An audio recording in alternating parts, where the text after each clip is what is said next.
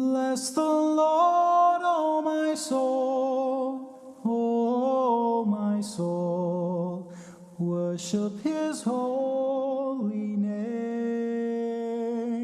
Sing like El Señor les bendiga. Muchas never gracias a todos por before. conectarse en esta hora para que podamos estar juntos un momento y también para estudiar la palabra del Señor. Hoy día los quiero invitar para que podamos meditar en el libro de los Hechos, en el capítulo 2, versículo 41 y 42, por favor. El libro de los Hechos, capítulo 2, versículo 41 y 42. Voy a leerlo y luego vamos a ir viendo algunas cosas muy interesantes de estos versículos, y dicen así. Así pues, los que recibieron su mensaje fueron bautizados. Aquel día se unieron a la iglesia unas 3.000 personas. Se mantenían firmes en la enseñanza de los apóstoles, en la comunión, en el partimiento del pan y en las oraciones. Bueno, ¿cuántas veces no hemos escuchado y no hemos oído estos versículos? Sobre todo cuando al comienzo de nuestra vida como cristianos, los primeros hermanos normalmente nos enseñaron estos versículos y el comienzo de la iglesia. Vamos a ir viendo algunas cosas muy interesantes de estos versículos, especialmente lo que dice el versículo 41, cuando Lucas relata lo siguiente, inspirado por el Espíritu Santo. Así pues, los que recibieron su mensaje fueron bautizados. Los que recibieron su mensaje, aquí hay un verbo muy importante, recibieron. Los que recibieron su mensaje. ¿Qué recibieron? ¿Qué fue lo que recibieron que los llevó a bautizarse? Dice el versículo. Y lo que llevó a que estos hermanos fueran bautizados es lo que dice el versículo anterior, el versículo 40. Dice, y con muchas otras razones les exhortaban insistentemente, sálvense de esta generación perversa. Sálvense de esta generación perversa. Eso fue lo que recibieron, ese fue el mensaje, un mensaje de salvación. Se les predicó que fueran salvos, que salieran de esa generación. Jesús había dicho en Juan capítulo 13, versículo 20, si me acompañan a Juan capítulo 13 y el versículo 20, ciertamente les aseguro que el que recibe al que yo envío, me recibe a mí, y el que me recibe a mí, recibe al que me envió. Oír a los apóstoles es oír a Cristo mismo. Recibir la palabra de los apóstoles es recibir la palabra de Cristo. Y es eso lo que se le había dicho en el versículo anterior, por boca de los apóstoles. Sálvense de esta generación perversa. Y eso fue lo que recibieron estos hombres. Recibieron ese mensaje, un mensaje de salvación del cual estaban hablando los apóstoles. Y como decía el Señor, que el que recibe al que yo enviare me recibe a mí. Y estaban recibiendo este mensaje de parte de los apóstoles, pero era de parte del Señor. Todos los que reciben el Evangelio de Cristo lo obedecen, son bautizados. Los que reciben, dice Lucas, los que reciben este mensaje fueron bautizados. El recibirlo llevaba también una obediencia, ser bautizado. ¿Cuál mensaje? El anterior que acabamos de ver. Los que no son bautizados son los que no reciben este mensaje. Mucha gente escucha este mensaje pero no lo recibe. O si lo recibe a la pinta de ellos. Pero la verdadera recepción del mensaje es con obediencia, según este versículo, y fueron entonces bautizados. Recuerden ustedes que este evento sucede el día en que se estaba celebrando la fiesta de Pentecostés, una fiesta muy importante, una de las grandes fiestas judías. La fiesta de Pentecostés era la fiesta de la cosecha. Y hermanos y hermanas, este día fue la mejor, la más grande de las cosechas. Dice que aquel día se unieron a la iglesia unas 3.000 personas, unas 3.000 personas. Y así fue el caso de todos los que se convirtieron al Señor y que están relatados en el libro de los Hechos. Cuando recibieron el mensaje, entonces actuaron y fueron entonces bautizados.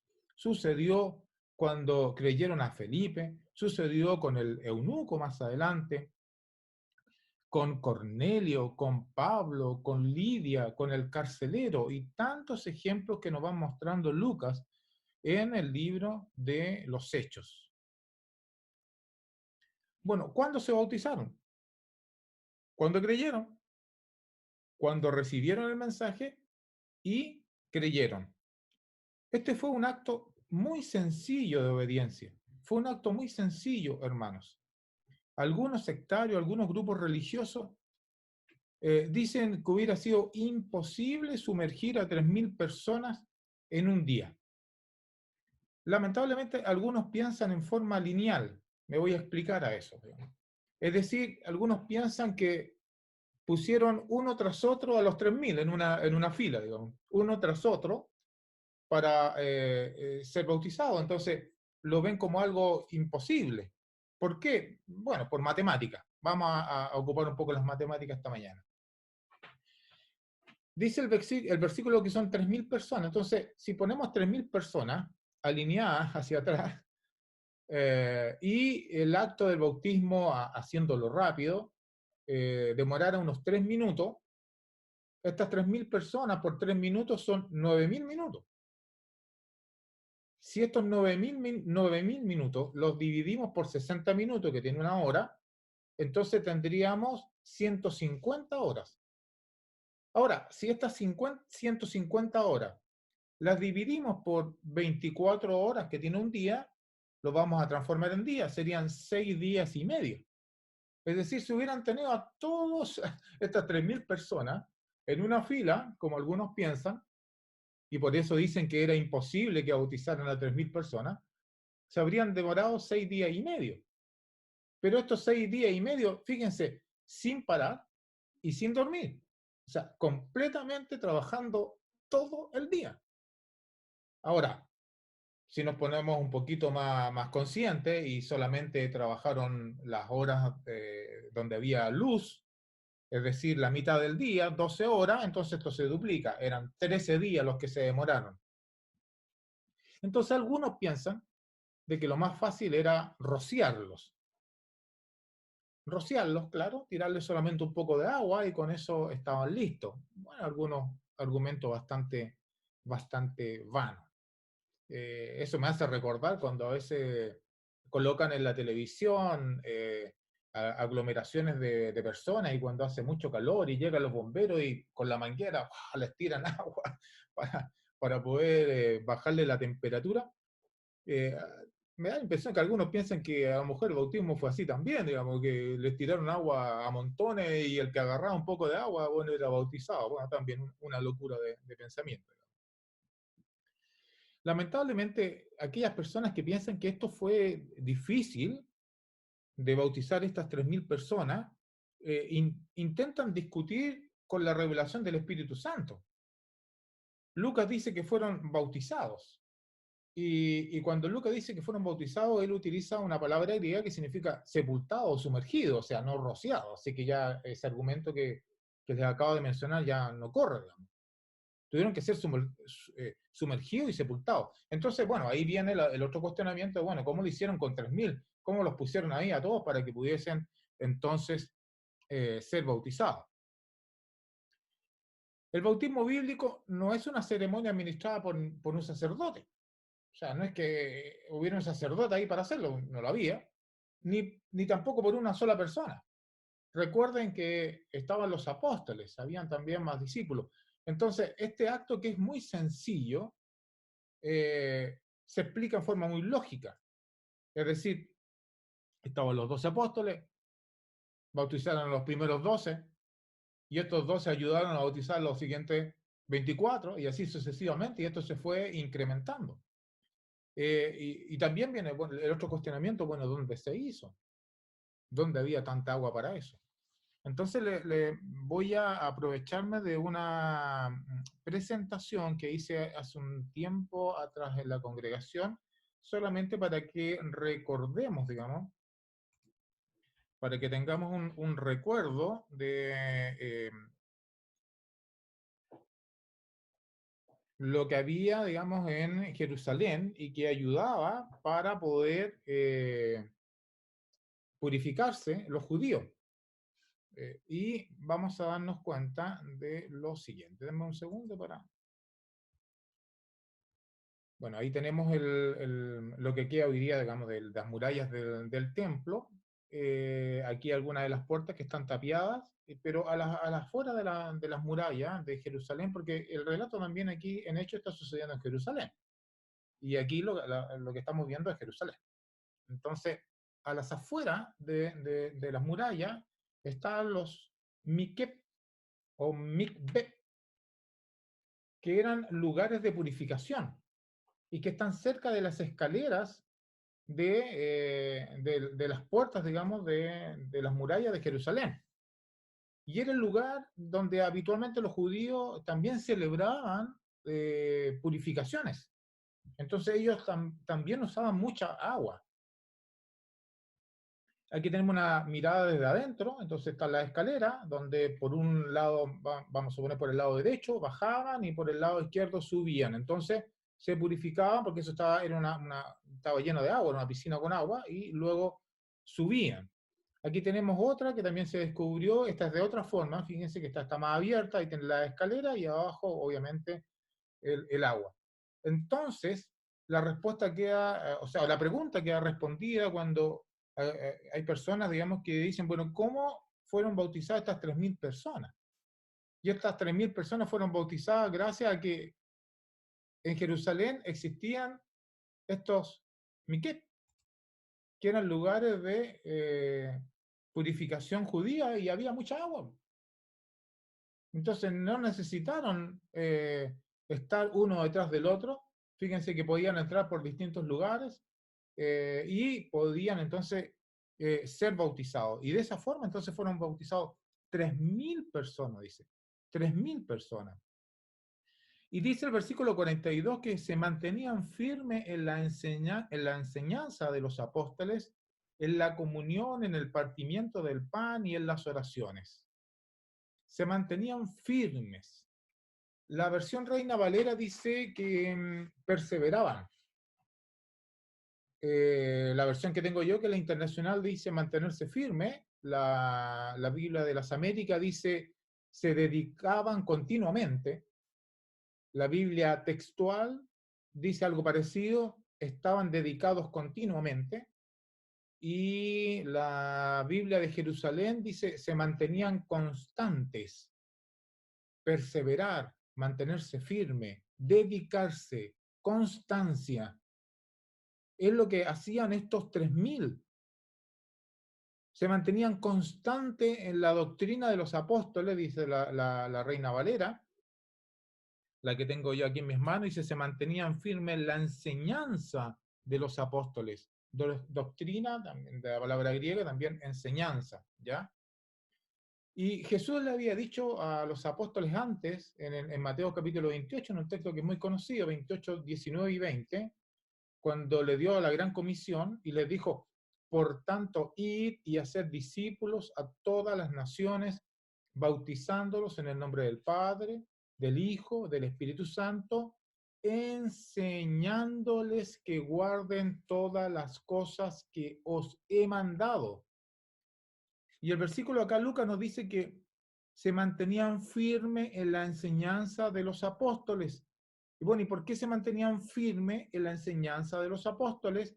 Y es porque el Señor Jesús les había dicho a los apóstoles que aquellos que les hacían discípulos, bautizándolos en el nombre del Padre, el Hijo y el Espíritu Santo, justo lo que había pasado aquí recién, debían enseñarles que guarden todas las cosas, pero ¿qué cosa? ¿Algo que se les ocurría? No.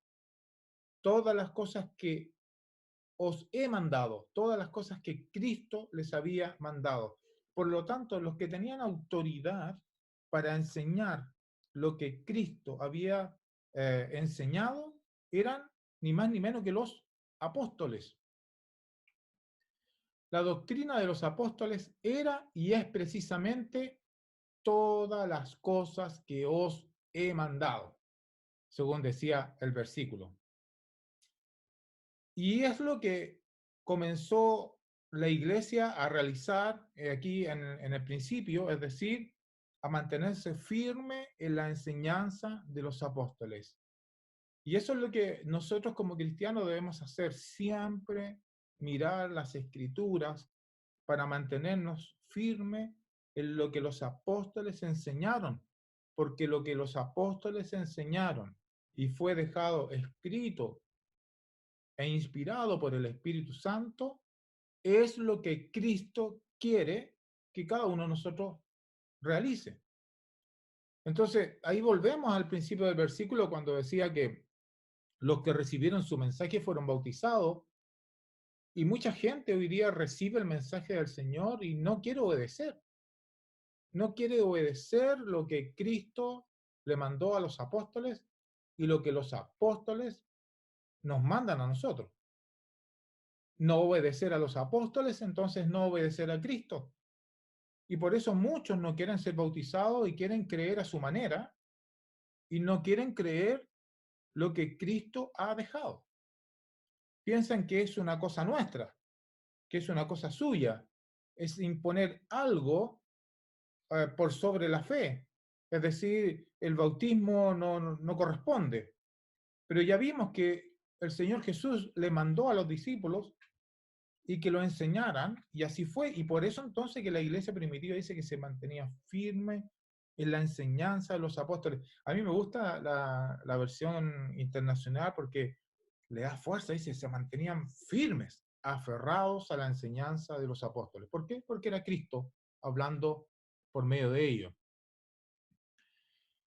¿Se recuerdan cuando Juan, en la primera de Juan, capítulo 4, versículo 6, si me acompañan a la primera de Juan, capítulo 4, versículo 6,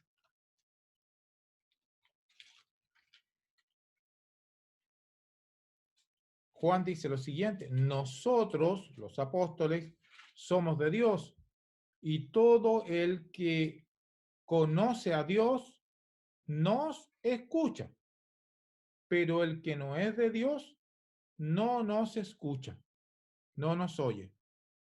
Así distinguimos entre el espíritu de verdad y el espíritu de engaño. O como dice la versión Reina Valera, en esto conocemos el espíritu de verdad y el espíritu de error.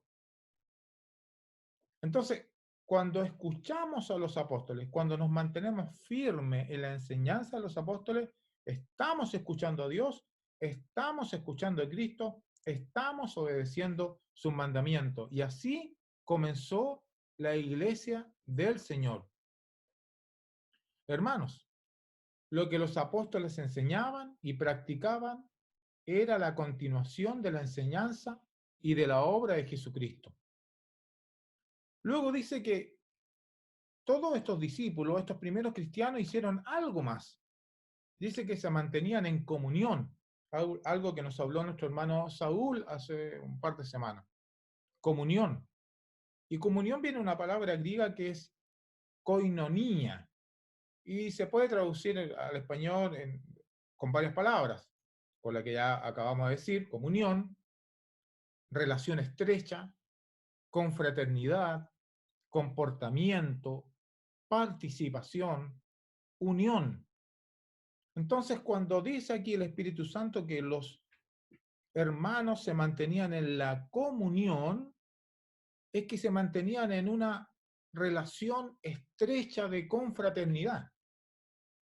Estaban todos unánimes juntos. Bueno, había un tema también físico, que estaban juntos, pero también en espíritu estaban todos juntos. Estaban participando en una participación mutua, en los privilegios y en las actividades espirituales que aprendían de quiénes, de los apóstoles, porque eran los apóstoles quienes estaban enseñando y ellos se mantenían firmes en esa enseñanza. Entonces esta comunión era una comunión férrea donde todas las actividades espirituales que aprendían de los apóstoles, ellos entonces las empezaban a colocar en práctica. En este mismo versículo también se nombra el partimiento del pan y las oraciones. Aquí estamos viendo entonces esta parte de la comunión, ¿ya? También el versículo 44 explica sobre ella, dice, todos los creyentes estaban juntos y tenían todo en común. Habíamos visto en nuestra clase durante la semana, los días martes, cuando estábamos estudiando con los hermanos Durán, que en Jerusalén había muchos pobres. Y muchos pobres se convirtieron al Señor. Vamos a hablar de eso en otra oportunidad, sobre los pobres y también sobre los ricos, pero la pobreza también nos ayuda a tener un espíritu dependiente de Dios. Y por eso que se convirtieron tantos. Bueno, y tenían algunas necesidades, obviamente, que ahí vemos. Decía entonces que se mantenían en comunión y también en el partimiento del pan. Bueno, el partimiento del pan, esta frase se refiere a la cena del Señor, como también en otro versículo se refiere a la comida ordinaria. Por ejemplo, en el versículo 46 dice, no dejaban de reunirse en el templo ni un solo día, de casa en casa partían el pan y compartían la comida con alegría y generosidad. Aparece 2 veces la palabra partir el pan. Bueno, ¿por qué en esta primera partir el pan se referiría entonces a la cena del Señor? Bueno, y se refiere a la cena del Señor porque si ustedes se fijan, está relacionada con la doctrina de los apóstoles, está relacionada con la comunión y con las oraciones. En cambio, la segunda palabra, que es ocupada en el versículo 46, está relacionada con las casas, con juntarse en la casa y comer. Y lo primero está relacionado con los aspectos espirituales. Entonces, ese partir el pan, en ese versículo, está haciendo referencia a la cena del Señor. Y también dice el versículo en las oraciones. ¿Y cuánto hemos hablado esta semana sobre las oraciones? En la versión que yo uso, que es la internacional, la palabra oraciones y oración aparece 10 veces en el libro de los Hechos, mostrando la importancia de la oración entre los hermanos. La oración. Estaban todos juntos, unánimes, orando a Dios. Es cierto que dentro de la comunión también los hermanos participaban de otras cosas que no son mencionadas en este versículo en particular, como por ejemplo cantar, como decía Pablo a los Efesios en el capítulo 5, versículo 19. Cantar, y también a los colosenses. Y también el participar de la ofrenda, como el apóstol Pablo también enseñó a los hermanos en Corintio, que cada primer día de la semana, entonces cuando estaban todos los hermanos en comunión y estaban entonces participando de todos estos mandamientos, también estaba la ofrenda. ¿Ya? Ahora, todo esto, hermano, todo esto que estamos viendo, lamentablemente, con el tiempo se fue perdiendo. Se fue perdiendo. Porque empezaron a aparecer doctrinas extrañas, doctrinas que fueron desviando a los primeros cristianos a llevarlos por un camino incorrecto, un camino de perdición. Ya no creían que podían ser salvos de esta perversa generación, de acuerdo al modelo que el Espíritu Santo nos muestra aquí en el libro de los Hechos. Pensaban que para ser salvos de esta perversa generación había que hacer algunas cosas que eran distintas a lo que los apóstoles enseñaban, como por ejemplo el circuncidarse. O en tiempos ya más modernos, como los nuestros y que han venido de muchos años, el solamente levantar la mano, creer y eso es suficiente. Pasar adelante, como nos enseñó nuestro hermano Jaime también en uno de los estudios que llevó adelante. Esas acciones llevan a la perdición. Esas acciones no reciben el mensaje correcto. Como dice el versículo 41, los que recibieron el mensaje fueron bautizados. Los que recibieron, entendieron y actuaron, entonces fueron bautizados. Pero muchos reciben el mensaje y no hacen caso. Hermanos, la exhortación para esta mañana es que nos mantengamos firmes en la enseñanza de los apóstoles, nos mantengamos firmes en la comunión. Yo echo mucho de menos el verles físicamente, hermanos, y poder estar en la reunión. A mí me gusta darle la mano, abrazar a los hermanos, besarnos. Eh, bueno, no se puede hacer hoy día, pero lo estamos haciendo de esta forma y estamos manteniendo con toda nuestra fuerza también la comunión, el poder estar fraternalmente, el partimiento del pan, hermano. Yo echo mucho de menos eso ahí con mi hermano Saúl. Sin duda también está de acuerdo, y muchos de ustedes también, el poder participar entonces y recordar la muerte de nuestro Señor Jesucristo en el pan sin levadura y en el jugo de la vid. En las oraciones hemos estado orando constantemente. Es lo que debemos hacer, cantar. Y por supuesto, cuando estamos en comunión y cumpliendo también los mandamientos, estamos apartando también de lo que el Señor nos ha bendecido para poder tener para las necesidades. Una gran bendición. Meditemos en estos versículos, hermanos, repáselo también en su casa y busque, escarbe, porque cada vez que leemos una y otra vez aparecen cada vez más cosas muy interesantes. El Espíritu Santo nos va iluminando, como dice, y nos va enseñando todas estas cosas para ser cada día mejores cristianos. Que el Señor les bendiga.